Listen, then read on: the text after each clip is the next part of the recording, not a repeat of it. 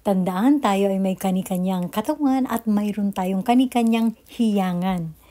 Pero napapabilib yata akong masyado nitong sinasabi nila na ang pipino ay pampatalino. I-share ko sa inyo talaga itong aking naranasan dahil 1 week na akong nag-school ngayon.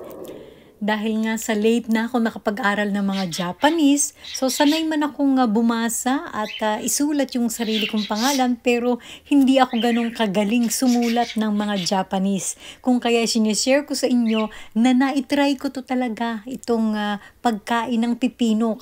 Kahit saan ko kasi mapanood itong pipino ay sinasabi nila ay talagang pampatalino. So ito daw ay maganda rin lalo sa mga matatanda na para hindi buketero or maging makakalimutin. At proven ko na nakakatalino itong pipino dahil talagang sa umaga pa lang talaga gising na gising ng aking diwa at yung aking naging assignment ay talagang nasa ulo ko pa. I-try nyo to sa mga anak ninyo na kumukuha ng test.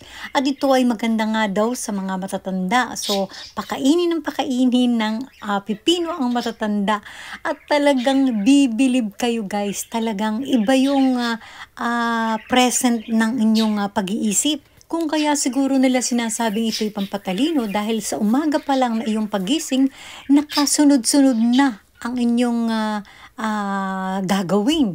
At saka talagang maliksing naliksi ang inyong pag-iisip, ang inyong katawan, at ang utak nyo talagang maaliwalas. Kung kaya siguro sinasabi nila na ito ay pampatalino dahil ito proven ko na nga sa inyo. Kung kaya ako talaga kapag ako ay kumakain ngayon, may bit-bit na ako talagang pipino. Kahit mahal ngayon ng pipino ay talagang naglalagay pa rin ako sa bag ko dahil ako nga ay nag-aaral sa ngayon. At ang kagandahan ng pipino, lalo na kung ikaw ay kakain sa gabi, so wala kang acid na mafe-feel kapag ikaw ay natutulog or nasobrahang kumain. Isang pipino ay okay na sa akin. So ito ay hinahati ko sa agahan, tanghalian at hapunan.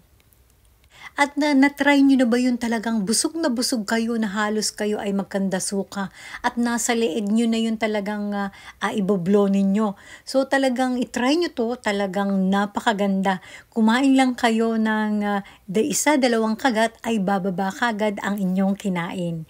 So guys, itry nyo sa inyong mga anak at sa inyong mga magulang para makita nyo talaga ang kagandahan ng pipino. So thank you so much guys for watching and see you to my next vlog. Bye!